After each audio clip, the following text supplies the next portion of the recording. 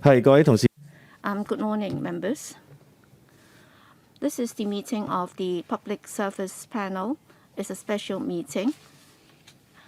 And as you are aware, I understand that you'd like to join the anti-chamber exchange meeting, but then still we have to conduct our meeting as scheduled.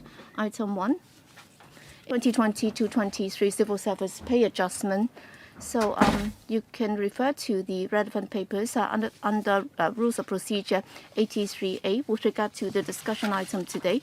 If there is any direct or indirect pecuniary interest, before you speak, members should disclose the nature of such interest. Now, I'd like to invite the Secretary for the Civil Service, Mrs. Ingrid Yeung, to walk us through the paper. Thank you, Chairman, and thank you for arranging this special meeting today, enabling us to walk you through the proposed civil service pay adjustment this year. Well, on the 5th and the 12th of this month, we have submitted two papers with regard to the 2022-23 Civil Service Pay Adjustment Pay Office electrical brief and also the decision. I have to declare interest between April and June this year. I was on the civil service payroll, and that would also affect the pension that I receive upon retirement, and also the colleagues from the Bureau that would be joining the meeting today, they would also be affected by this pay adjustment, and therefore we would all have to declare interest. Well, civil service have been very important in maintaining government's efficiency, and they play an important role, and we also attach importance to collaboration with the civil service. We also agree that they continue to work very hard in order to achieve good governance by the government. In fact, history has proven that the civil service have been very effective, and they've been doing their level best in serving the community. At the meeting of the CE in Council held on the 5th of July, we agreed that I would be offering a flat offer to all pay bands with respect to the pay adjustment, and the same rate of 2.5% would apply. That consideration has already balanced the 6 factors under consideration, including Hong Kong's economic situation, the government's financial position, the changes in the cost of living, the government's fiscal position, the pay claims of the staff side, and also the civil service morale. And subsequently, we have invited the staff side to respond to that offer, and we have also met with the 4 staff councils in order to listen to their views very carefully, and also to explain to them the justification for this pay offer. And after considering the views from the staff side, the CE in Council had a meeting yesterday, that is the 12th of July, and we made a decision on the pay adjustment for this year's, and with the approval of this council, the pay adjustment will have retrospective effect to the 1st of April this year. Given the pandemic, we believe that appropriately adjusting the civil service pay would be a balanced struck after considering the 6 factors, and this is the most appropriate arrangement. First, because of the 5th wave of the pandemic, there is uncertainty to our economy. Yes, the peak has already passed. Still, the economy has yet to fully recover, and the unemployment rate is still on a high side. And also for 2022-23, the estimated deficit would be about $56 billion. As a responsible government, we have to be very cautious in dealing with civil service pay adjustment. And also, for the 3 indicators under the patron survey, they are all in the positive, and therefore that shows that in the past year, in the private sector, pay has already been adjusted upward. And also, we fully recognize the work by the civil service in the past year. In particular, some 140,000 civil servants have taken part in the work in the pandemic.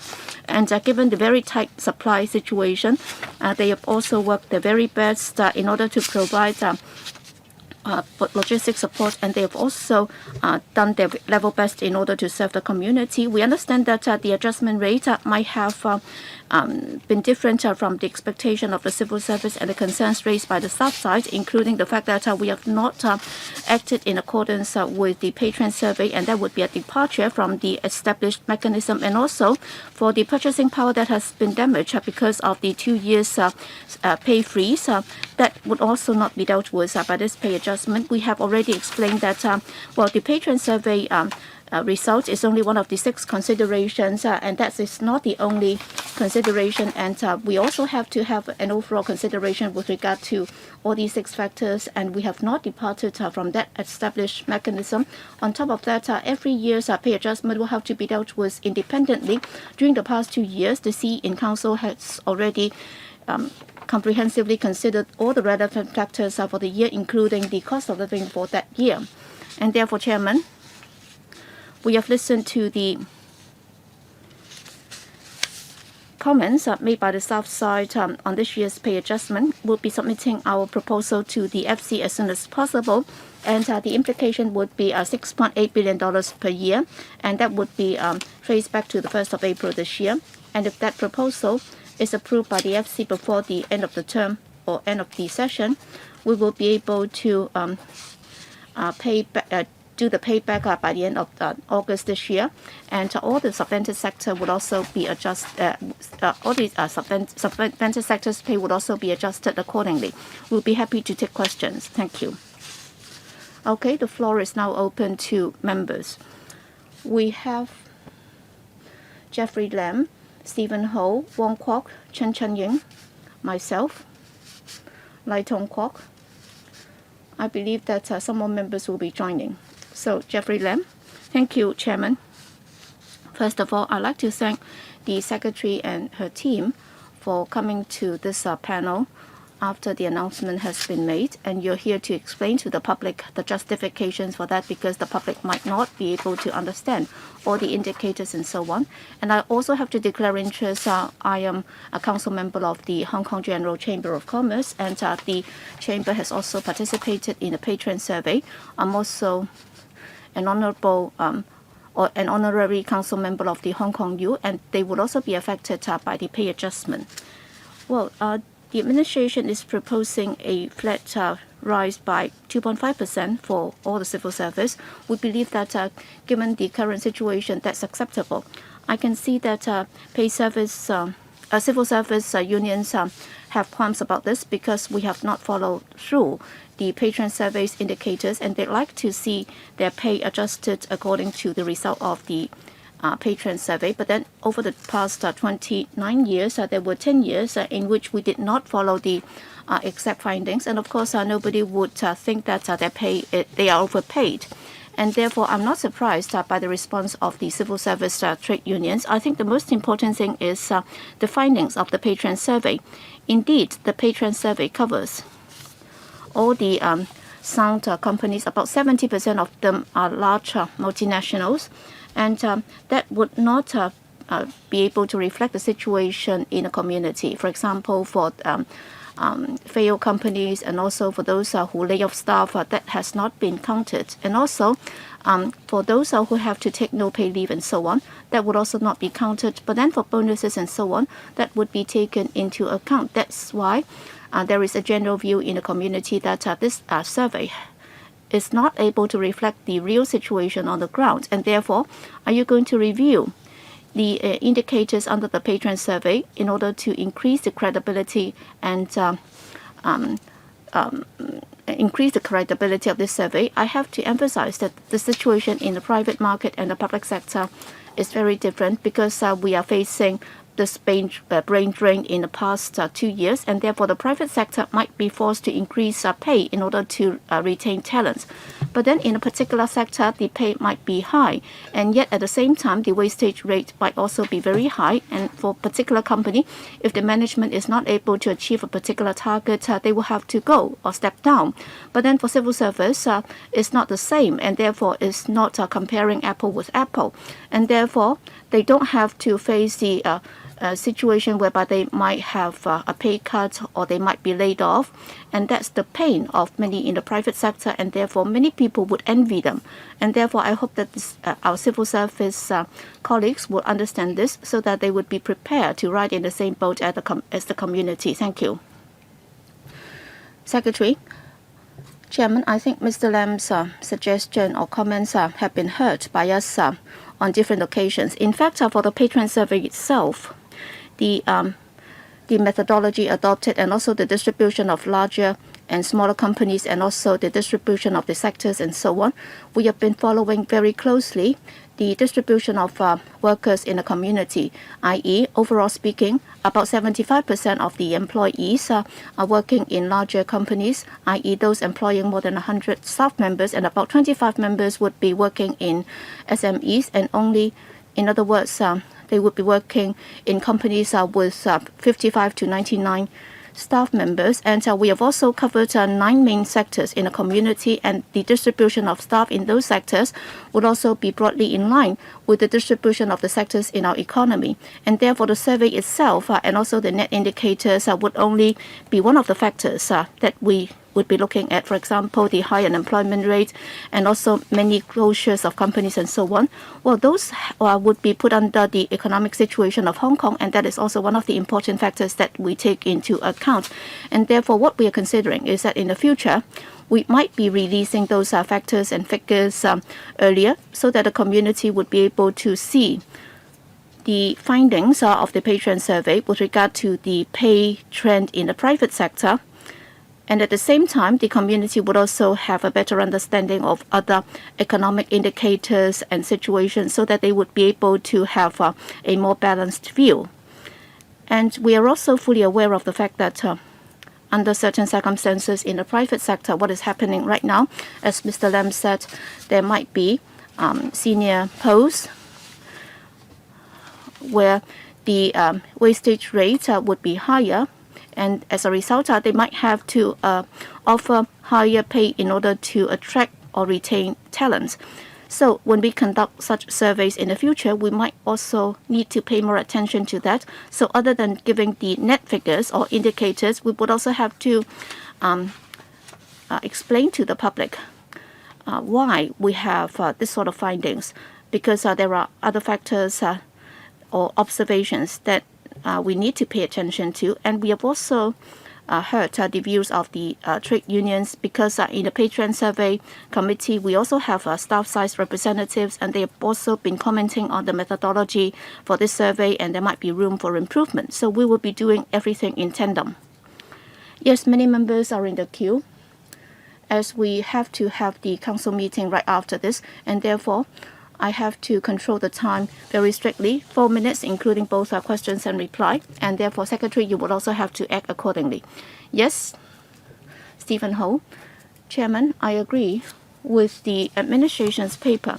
That is, after considering all the factors, we have to offer this flat rate of 2.5% to all bands of the civil service. I think that would already take into account the perception of the public.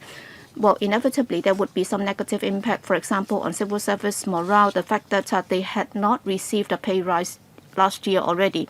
But then in close to 30 years, there were 10 years in which we did not follow the pay trend survey findings. And therefore, looking at the figures, I personally think that every year we would have to spend 1 or 2 months to argue why we have to follow or not follow the findings. I think that's a waste of time, because this council would also have to schedule 1 or 2 meetings in order to discuss the civil service or the community's aspirations and so on. So this year, with regard to the pay trend survey findings, some would say that it's just, others said not, because you said that it would cover 9 sectors, and also 75% would be the large companies, and also 25% would be the smaller companies. But then people might question, how come they had to adjust their pay so sharply? Because you have to retain talents, that's what is said. But then even without the pay rise, will we see an increase in the wastage? Do you have the figures? Because in the private sector, they will have to increase pay in order to retain staff. But then if we do not increase pay, and if we still would not suffer from this wastage, then there is no need for us to increase pay. Is that the case? So you will have to consider how you can change this methodology, or are you of the view that it has been well established and time-honored and it's been working well? I think it's time for us to make adjustments to that, because our circumstances have changed when compared to 30 years ago, because every year, inevitably, we have to have this sort of argument, and that should not have existed in the first place. So how are you going to improve the mechanism? Well, you have since commented that we might as well adopt a straightforward approach, that is, we follow the inflation rate But if we just follow a particular factor, we would neglect other factors. For example, if we just follow the inflation rate, but in that particular year, if the financial situation, fiscal situation of the government is so poor, and if we do that, that would aggravate the situation of physical difficulty, and then the government will not be able to do other things. The same would happen if we just follow the net pay trend indicators in the private sector. Sometimes, although the turnover rate of the civil service is not very high, but we need to raise the morale because of difficult tasks or important missions ahead, then we will not be able to give recognition to their work. Now we have 6 factors. We believe we have covered more or less the entire field. And we're not having major controversies in many years.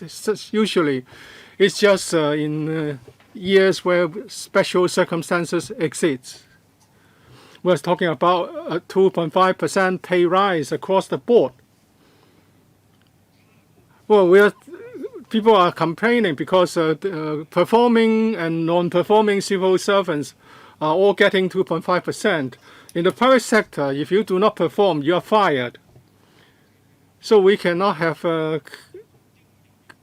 assessed the rise for each and every civil servant based on KPIs. If this is across the board, then every year we would be caught in this argument, because even for underperforming the civil servants, we have to give the same pay rise to them. Mr. Wong Kok, we have talked to many civil servants. They have very strong views about the decision, not just about the rate of increase, but also about the mechanism. There are 6 factors. If the government follow these 6 factors, whether we're talking about net PTIs, changes in cost of living, the state of the Hong Kong economy, government's fiscal position, etc. Well, they are not good enough to support this decision to award a pay rise of 2.5%. As the Secretary has said, the state of Hong Kong's economy is such that people are worried about this. Perhaps the weighting of this factor is quite significant in this exercise. On the other hand, if the pay adjustment mechanism is reasonable and effective, what should we do in the future? If the economy is in poor shape, or if the economy is improving, perhaps you should at least award a rise of a rate equivalent to inflation. You have issued a press release to announce the decision. Perhaps you should do more on the political front. At least you should try to reason and persuade the 4 staff councils to accept the decision, so as to maintain civil service morale. Because if the dissatisfaction spreads, your work will be made difficult. Are you going to talk to the civil service organizations individually to communicate with them over this decision? Well, the state of Hong Kong's economy and the government's fiscal position are 2 factors that we consider every year. And the economy is facing some uncertainties globally, and the geopolitical situation is so complex.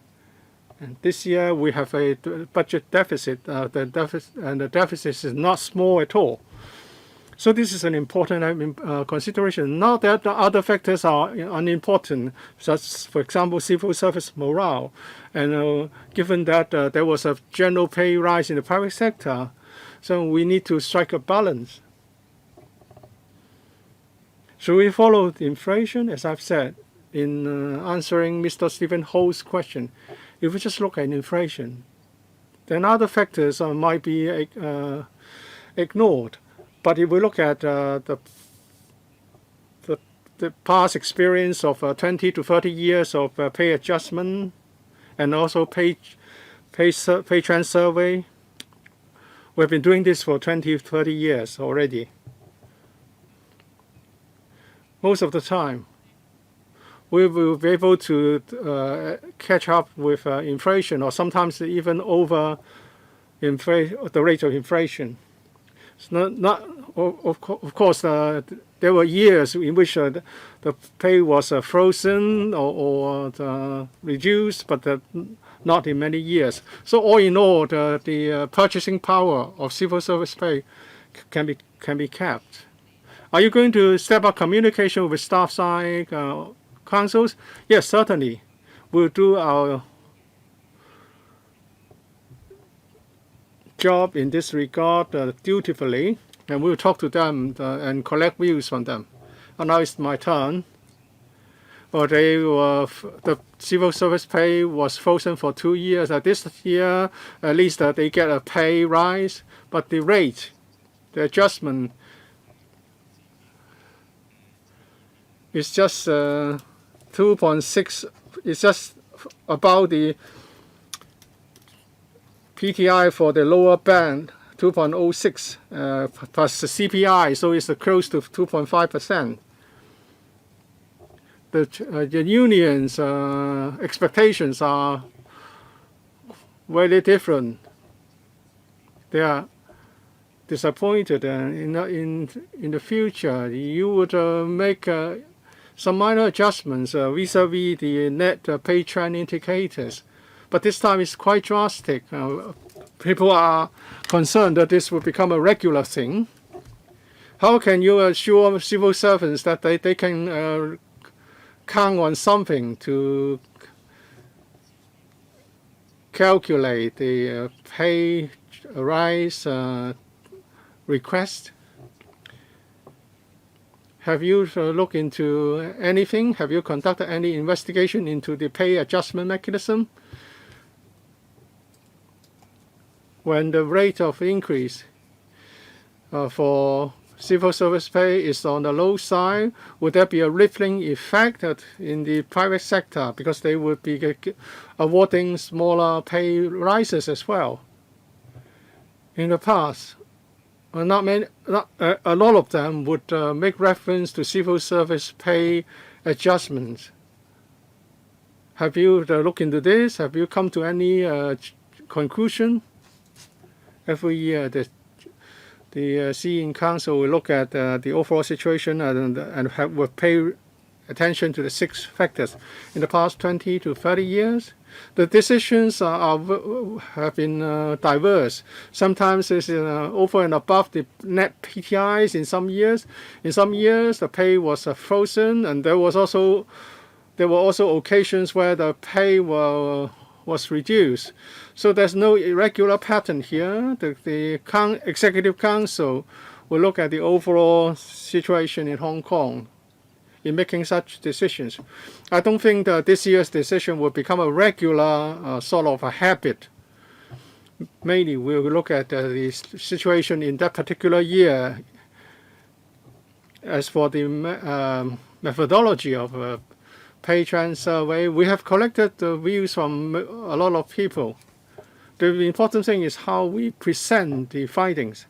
Actually, the pay trend committee publishes annual reports on the findings of the survey. We all focus on the figures, but there are other information which can be very useful. Perhaps we can highlight some of the information in the report for public attention. We have, of course, collected views, there's a patron survey committee with government and staff side representatives, and as well as independent members. The views will be presented to the committee for discussion. As for the implication to the private sector, I've been told that the private market is a very pragmatic one. If you need to award a higher pay to retain talent, and if you have to face competition for talent in the market, you have to adjust or award the pay required. So private sector employer will certainly make reference to this particular pay rise, but they would also look at other factors. Mr. Lai Tung Kok, in terms of the pay rise, is the occasion where civil servants reacted the most strongly to. There were pay freezes, and the civil servants had high expectations because they worked very hard. They make a lot of effort in fighting the epidemic. But I believe that the decision is a balanced one. In particular, the care has been shown to the civil service to maintain their purchasing power, because it's 2.5%, which is so higher than the lowest PTI, 2.06%. And I believe they will come to understand this. But every time, the argument seems to center on the net PTIs. Although you have 6 factors, why do you put the net PTIs in the first place? So your PR should be reconsidered. Well, you have the factor of changes in the cost of living, but it's put in the third position. Perhaps you should readjust the order of the factors that you present. And we attach importance to civil service morale, but you put net PTI in the first position. But we also have to consider the government's fiscal position. Well, so you need to consider reordering the 6 factors. It doesn't mean that any one of the 6 will be ignored, but you should draw people's attention to the right place. Don't just look at the pay trend indicators, because pay trend indicators are affected by many factors. The private market sector is very different from the civil service. So I don't want the net PTIs to be the focus of attention every time there's a civil service pay adjustment. As you have said, Secretary, the committee publishes an annual report. There's a lot of information in the report, but people's attention is always drawn to the net PTIs. So please consider the way you present the information. Perhaps some changes would be called for, so that people will not just focus their attention in some of the factors only. I very much agree with this suggestion. It's really a random ordering for these 6 factors. In the future, we may want to draw people's attention to some of the important factors, such as the state of Hong Kong's economy, the government's fiscal position, and the changes in the cost of living are all important. Perhaps in the future, we would try to highlight and make them these factors and make them more prominent. And then we would also want to disseminate information in the pay trend survey report, important facts to the public. Mr. Chow Siu-chung, the government has made a final decision to award a 2.5% pay rise. It's now a fait accompli. I can only just once again say that I'm disappointed at the government's decision. I believe that our remarkable civil service would not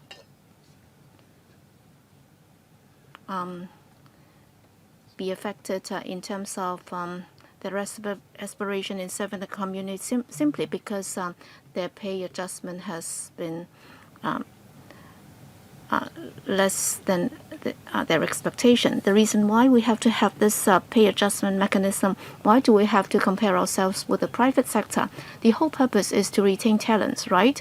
And if the pay and remuneration of our civil servants are very different from those or their counterparts in the private sector, then we will suffer from a brain drain and there'll be a higher wastage rate. So the whole purpose of this pay adjustment is to keep the best talents in the civil service.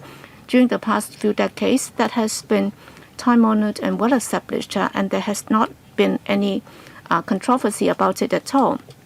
So you will have to consider how you can keep it in order to continue to attract and retain talents in the civil service. Next is about the survey itself.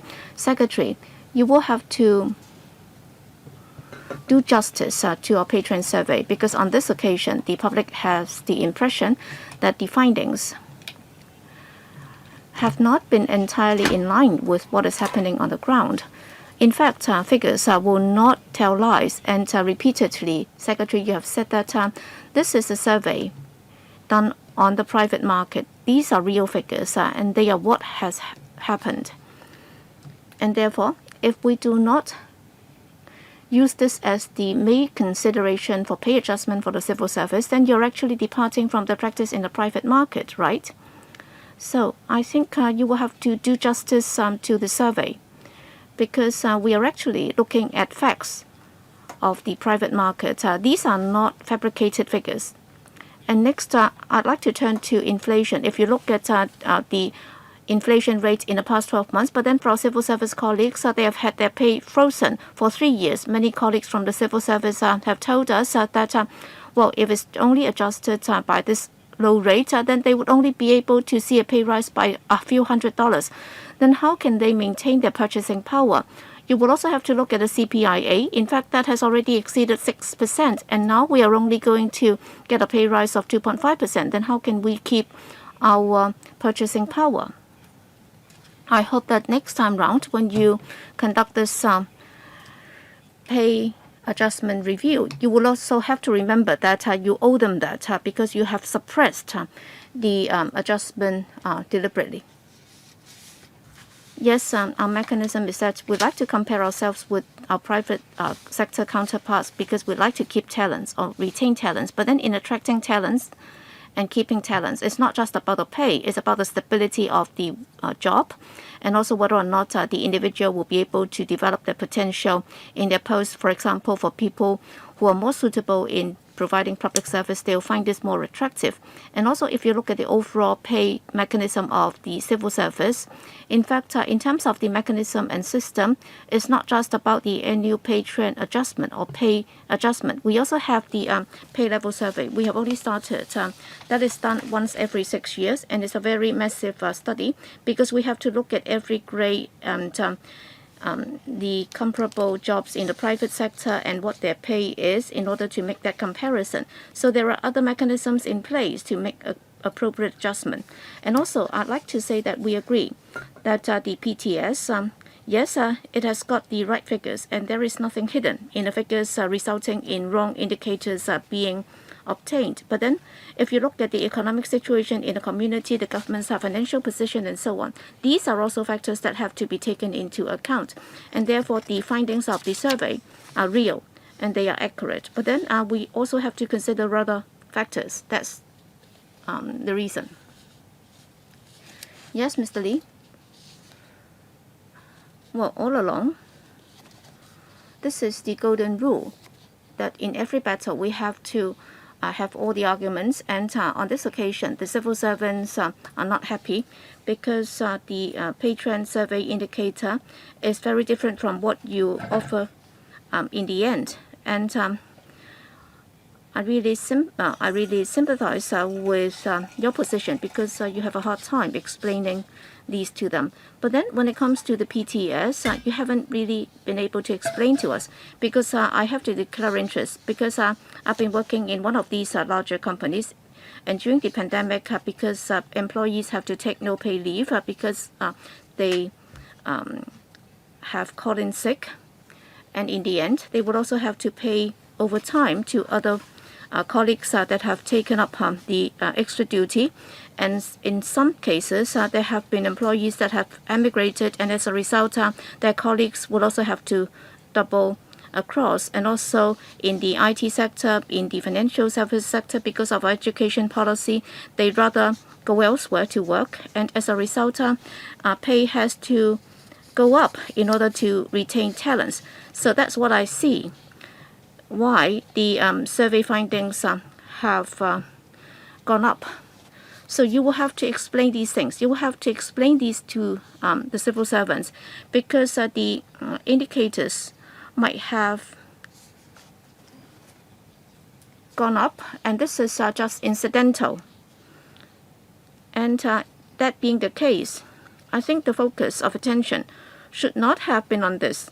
As Mr. Lai Tong-kwok put it, you would also have to look at the state of Hong Kong's economy and also changes in the cost of living and so on. I think that would be fairer to you. Next is about the KPI, as Mr. Stephen Ho put it.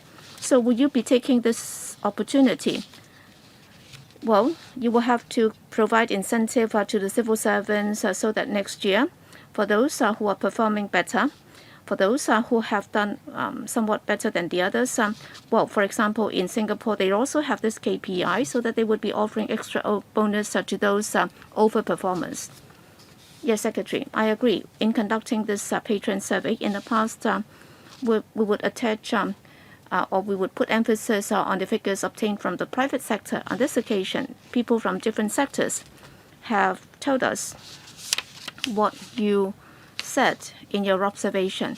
We have to explain things to people, for example, why in the higher band or upper band there has been such a sharp rise. That's because in their senior management of the private sector, that might have happened. In the civil service, have we seen the same situation? Yes, there might have been, but then the situation might be less severe when compared to the private sector. So other than obtaining the figures from the private sector, we also have to look at the quality issue. I think such observations would also be helpful so that in the end, it helps us in interpreting the figures. And therefore, if there is anything that would affect our assessment, then we would also have to explain them to the public. And as you just said, and as Mr. Stephen Ho said, would there be extra incentive and bonus to those overperformers? I think if you look at the overall pay adjustment mechanism and also in dealing with individual civil servants with regard to the performance, I think we're talking about two different things because right now we have already got this increment system. Well, at previous meetings of this panel, I've already said that this pay increment system, that is for those who are not performing well, then they would have had their increments frozen. And how do we deal with those underperformers? That's something that we need to review in order to tighten up the situation. Well, for those overperformers, I think it's only right that they should perform. As to whether or not they should be given bonuses, I also have some reservation because the work of the civil servants is not like that in the private sector. You will not be able to really quantify their performance and as to how much they may have contributed to the company.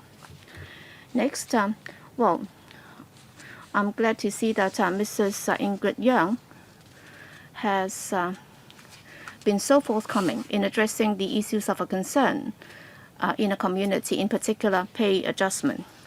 On the one hand, we can see that the Bureau has already balanced the different considerations in achieving or in arriving this decision. And shortly after you have assumed office, you have not avoided the issue. So you have not adopted the ill practice of being indecisive. So that's something that I'd like to commend you for. And I agree with the justifications that you've set out That is, you have already balanced all the factors and you've already taken into account the fact that the civil servants have had their pay frozen for 2 years already.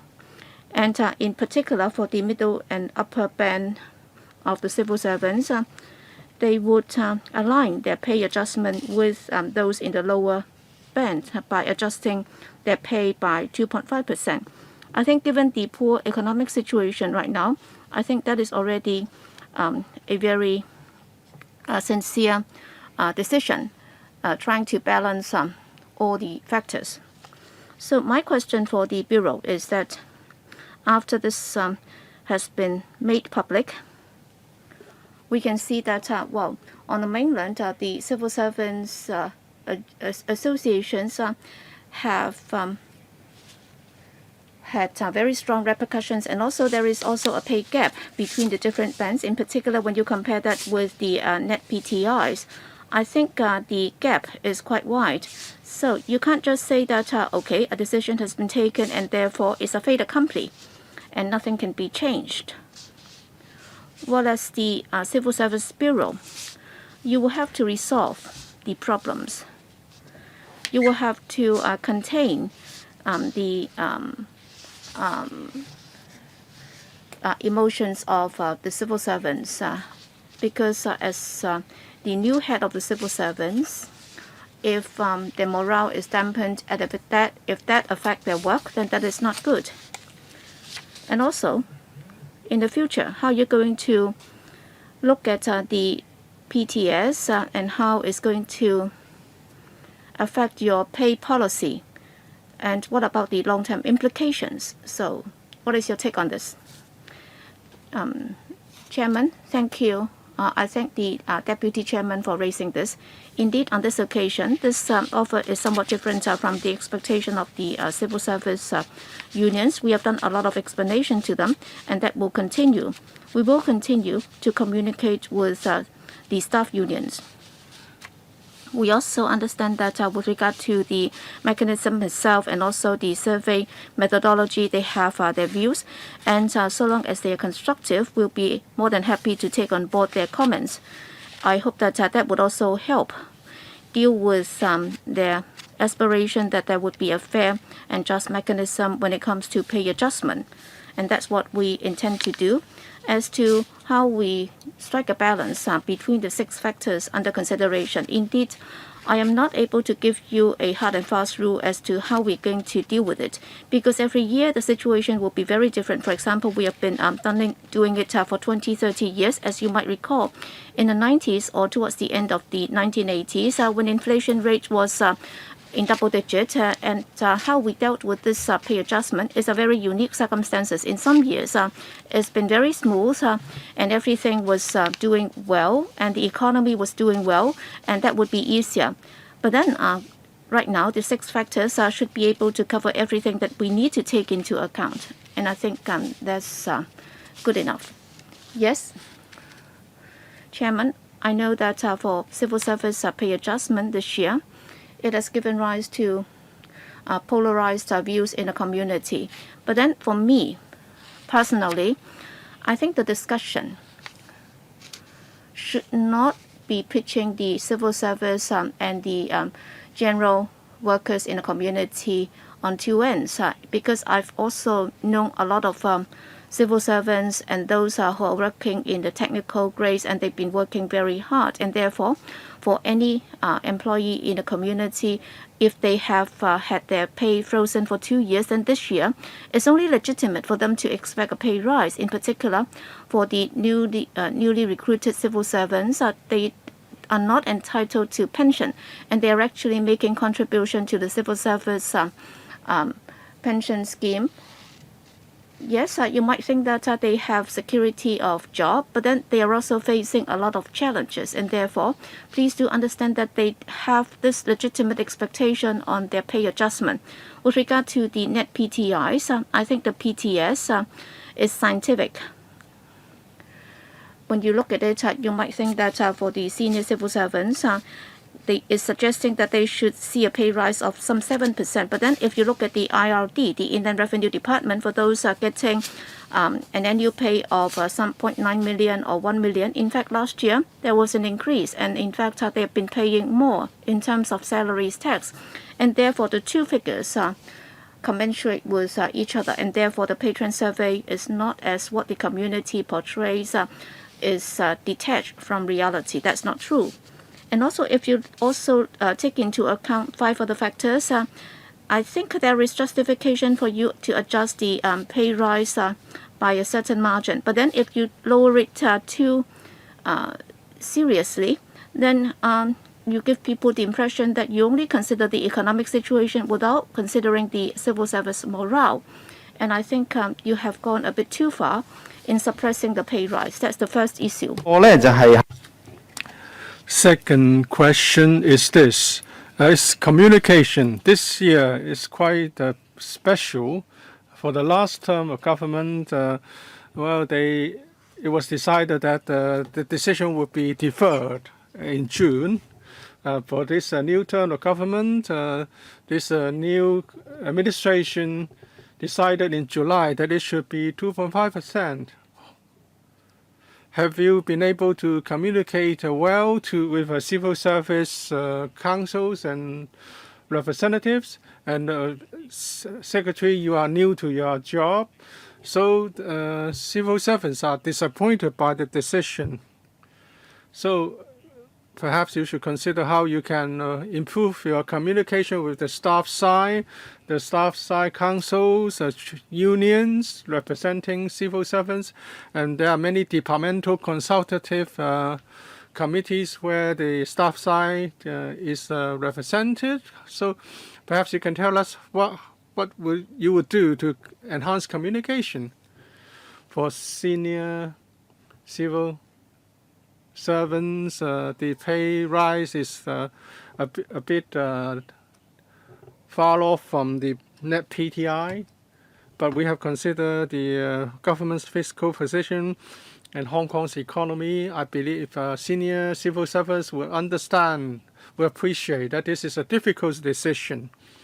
As I've said, in the past, in many years, when the economy was performing, when growth was good, the net PTI is always an important reference. So in those years, the actual pay rise was not very different from the net PTIs. But I hope they will understand this year is a special, difficult year. And this year, we were anxious to apply to the FC for the funding approval. So things were a bit in a rush. So we invited the 4 staff side councils in the form of a letter to have their feedback and comments. And I also met them because we understood that there would be a need to communicate well. And also there was a telephone conference convened to explain things. And we are ready, we are willing to do more elucidations and explanation. Mr. Chen Chunying, civil service unions are unhappy about the 2.5% pay rise, but the community think this is acceptable given the state of the economy. Civil servants are quite different from jobs in the private market. They have jobs, stability and security. This time, the departure from the pay trend indicators, there are comments saying that civil service jobs will be less attractive. So have you noticed in recent years that the attractiveness of civil service vacancies, for example, how many people apply for civil service posts? On average, how many prospective applicants there were for every job offered? So perhaps you should provide such information to allay the worries and fears. In some quarters, although you are making reference to private sector pay, But people are saying that there's a different system in assessing performance and award. So perhaps since you haven't reviewed your system for a long time, perhaps you should consider introduction of a bonus system like some civil service in other countries. I declare my interest as a member of the Civil Service Pay and Condition of Employment Standing Committee. As I've said in answering another member's question, we can compare civil service pay with comparable jobs in the private market, but there are other factors which make civil service attractive for job security, the nature of civil service work, because we have to uphold certain principles instead of us seeking the optimum profit. Some young people would like to serve the community while giving full play to their talent. So turnover in the private sector will certainly affect civil service. Some civil servants will certainly resign to take up other jobs, but civil service remains attractive. When we have,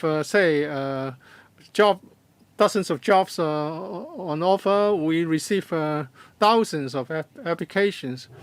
So we're not really concerned about the attractiveness of civil service jobs just because of the pay rise in 1 or 2 particular years. As I've said, we will conduct pay level surveys every 6 years to make comparison with jobs of comparable jobs in the private sector. So there will be an opportunity for making certain adjustments. And the next question is a bonus for civil servants. How you assess performance of civil servants? Of course, we have a mechanism for that, but it's very different from the assessment mechanism in the private sector, because they can look at the amount of profits, the market share that the company manages to secure in a particular year. So that's very difficult. That's very different. Of course, some civil servants are responsible for the regulation and enforcement, and they may not be welcomed by the people that they regulate. So we have to consider whether we should pair performance with a bonus. But for underperforming civil servants, how should we deal with the increment of their pay? We'll certainly review the situation and make improvements. Who else would like to speak? Mr. Lam Chiyun and Mr. Zhang? No? Okay. We have 4 more members. Leung Chi Wing, Tony Chair, and Elizabeth Kwok. I'm going to extend this meeting by 15 minutes to 10:45. 4 minutes and questions and answers are inclusive, and I have to draw a line here. Mr. Leung Chi Wing, the new term of government assumed office on the 1st of July, and I have to declare my interest that I'm a teacher of an aided school, so I might rejoin the teaching profession later. So the pay adjustment that will affect me personally. Of the 15 bureaus, the only bureau that may not have to do with the general public is the Civil Service Bureau, because it's inward-looking. They deal with internal affairs. Now we have the new secretary. I hope you can enhance your communication with different civil service unions and councils. This time you only meet with the 4 civil service council, the 4 big councils, but not to the smaller or the councils representing other civil servants.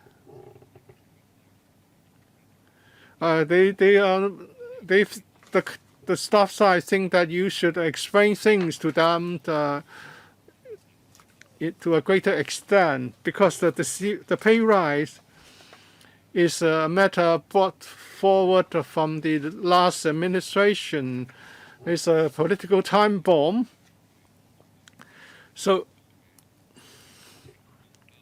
it would be better if you communicate with them well, and then you offered explanation to the general public. Now things are rather tense. I hope the Secretary would meet as many staff side organizations as possible. And now the government has taken a very heavy-handed position, and the CE Council decided it should be 2.5%. Well, things might have settled in your mind, but there's still a hint of being hurt in the heart of civil servants. Well, civil servants are special job holders, but they are just employees. They don't have double pay.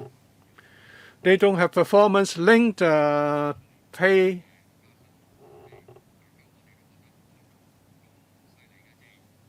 And when it was announced that it should be 2.5%,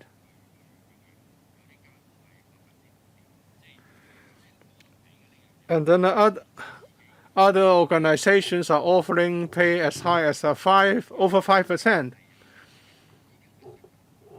And you have already cut civil service fringe benefits. If you do not enhance communications and improve your communication with the staff side of civil service, and at the same time you're not able to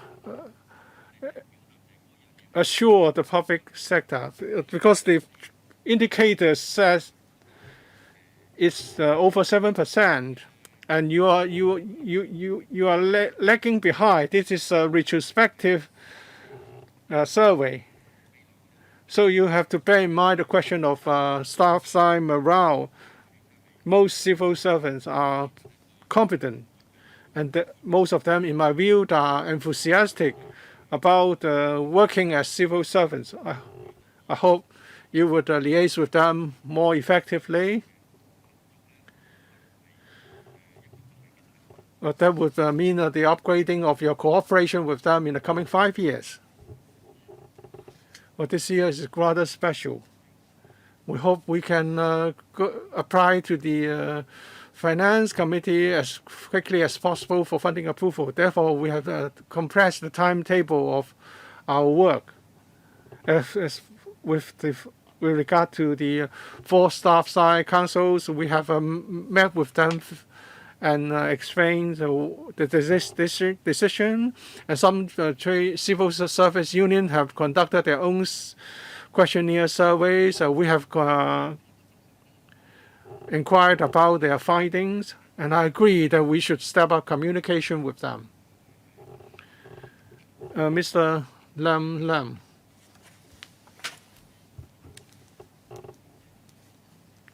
So the 2.5% pay rise is not in line with the PTIs.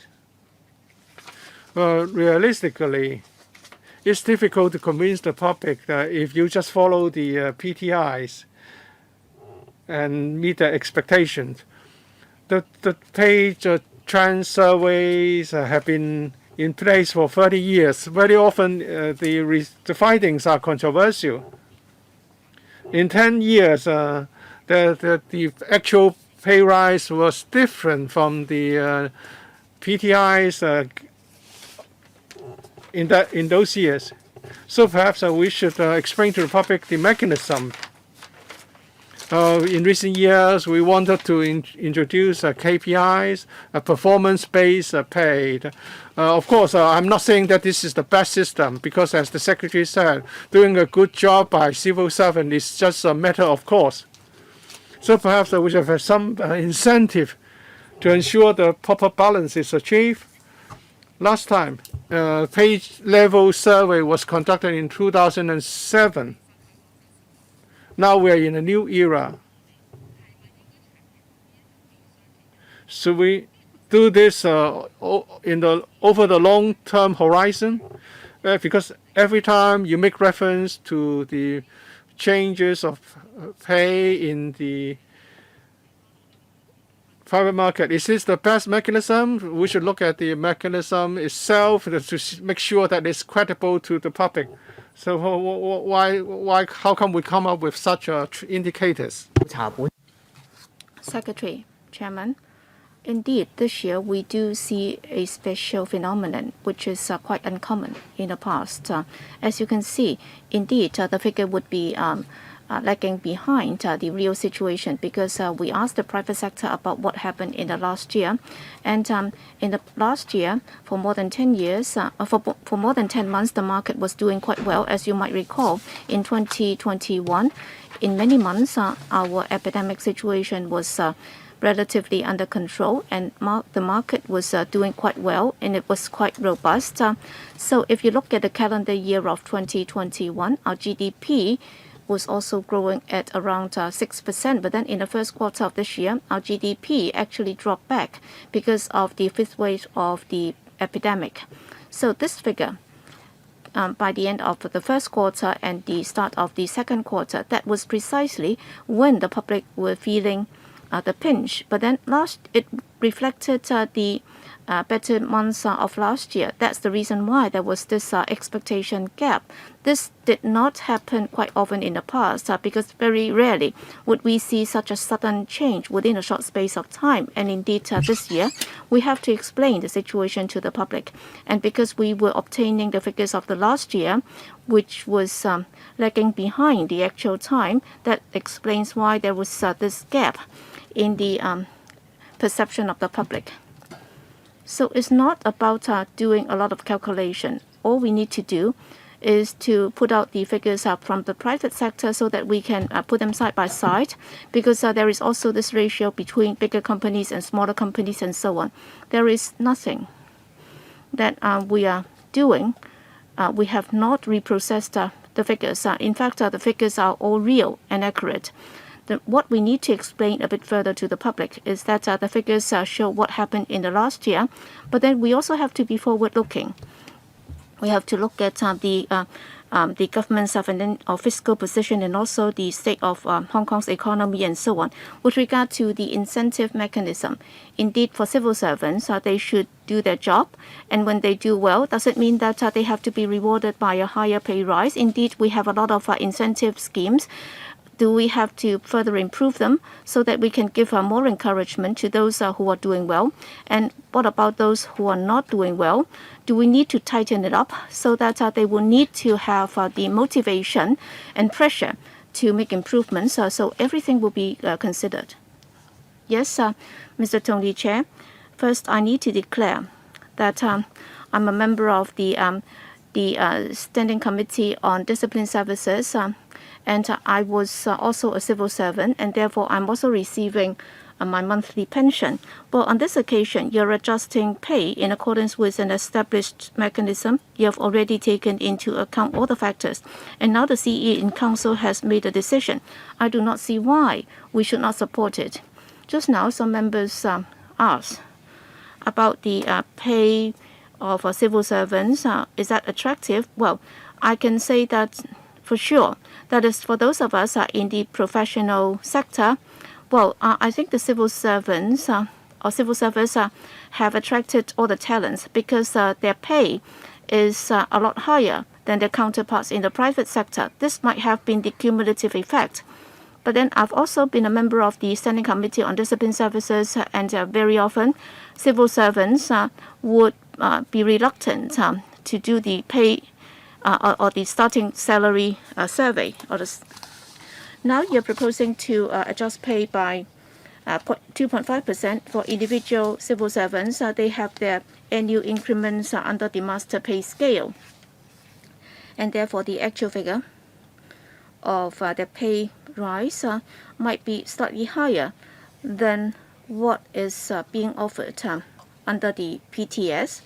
And for civil servants, with the accumulation of experience, they might be able to do better.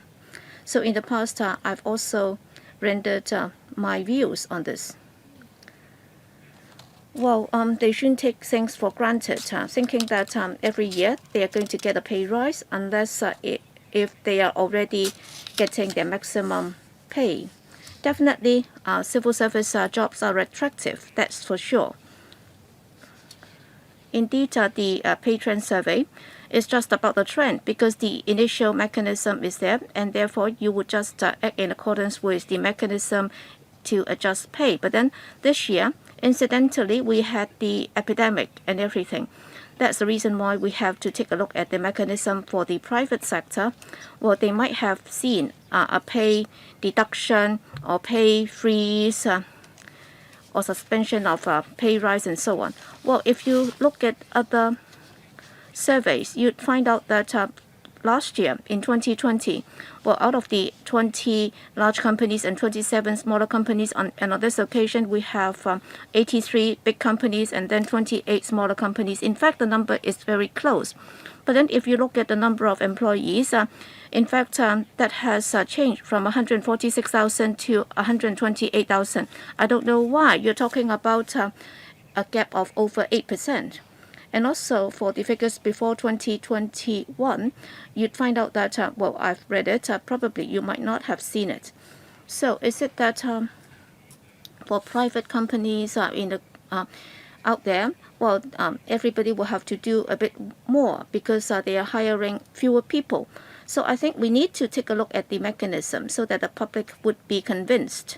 With regard to the fact that this is lagging behind, I think we will have to make things clear, or else people might have more misgivings, and therefore we have to tell them exactly when the survey was done. As to how we can motivate the civil servants to do better, I personally think that it's not just about the pay, it's also about the sense of satisfaction. So the procedures, if they have to fill out forms all the time, then they will not be able to develop their potential. And then for us professionals, we'd like to develop our potential, or else we'd be giving people the impression that, well, they are doing this and just they are just going through the motion.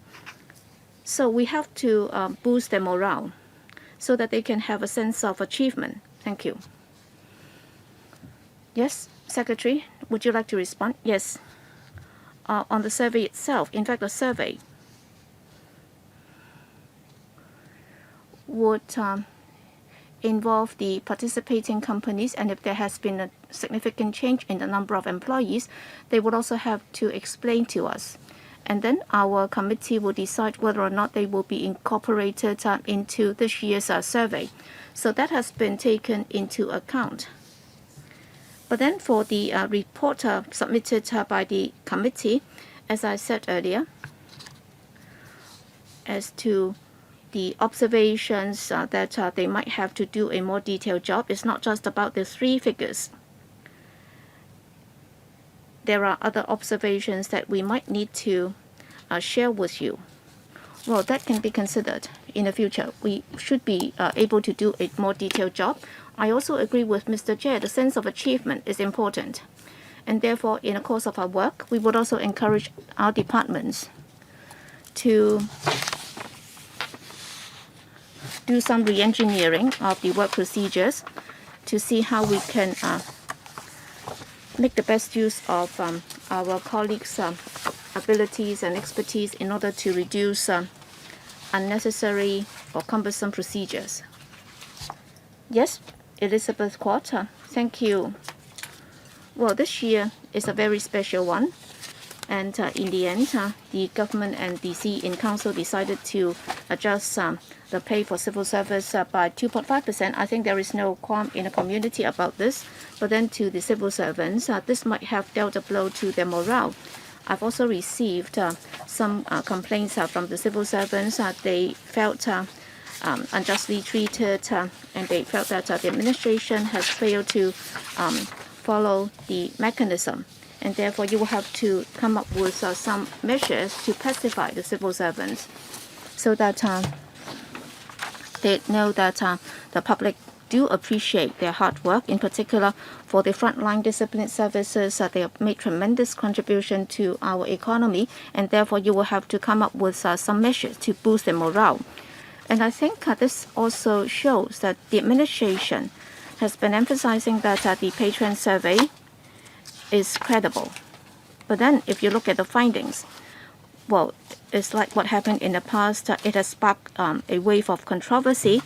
And then for the civil servants, well, the survey suggested that for senior civil servants, the adjustment should be 7.26%. And there was an outcry in the community about this high adjustment rate.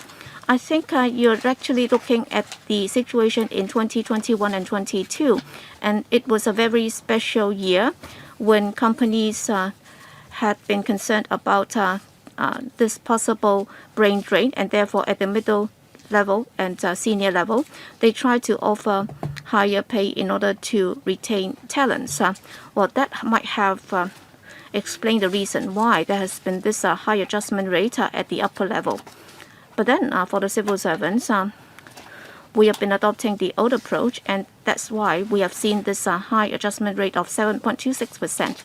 And once the result was out, as you can see, many people who specialize in human resources were of the view that the result was not reasonable, and they found it problematic. And therefore, the administration would have to review the overall mechanism of pay adjustment. Well, for many years, this has been controversial. In any case, many staff side representatives were not convinced that it's just and fair, and therefore it's time for you to review it.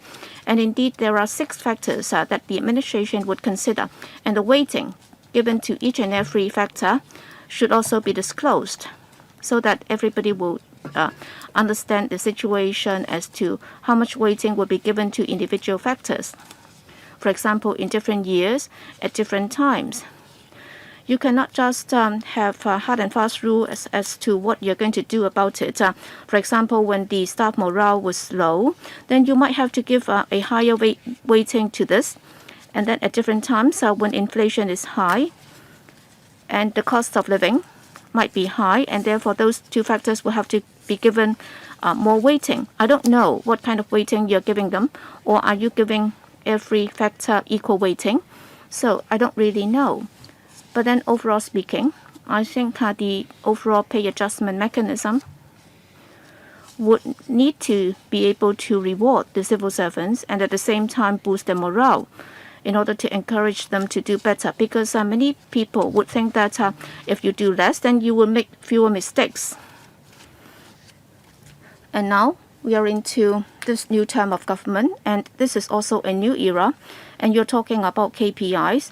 So for the new term of government and civil servants, we have high hopes on you, and therefore, how can you motivate the entire civil service so that they can do more and do better and be more innovative in resolving social problems? I think that's something that we would expect of our civil servants, and therefore in your pay adjustment mechanism, you will have to think harder and more about how you can achieve all those. Thank you for your comment. Well, because of time constraint, I'd like to consult members. Do we agree that the administration should put the suggestion to the FC for approval? And in accordance to the press release released by the administration, the pay adjustment proposal will be submitted to the FC for scrutiny. So any objection? If there is no objection, then we all support that it be tabled before the FC. Well, Secretary, we haven't seen the agenda of the FC yet. So have you discussed as to when you're going to present it before the FC? Yes, Chairman.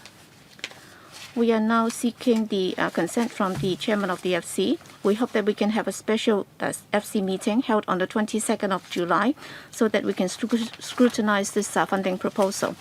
Yes, it involves the date, because for those on NCSC and also subvented organizations, they'd also like to know the result as soon as possible. So we hope that that can be done as soon as possible.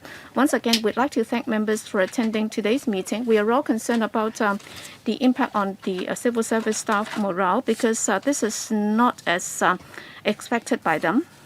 But then I'm sure that they have their initial intention of serving the community, and they are all very dedicated staff, and therefore I'm sure they will continue to provide good service to the community. And the Secretary has also promised that she'll step up communication with the South side, and also other than some short-term feedback and response from the community with regard to the stability, continuity, and also the objective of retaining talents. You will have to think about the mechanism so that you would be giving more thoughts to the details.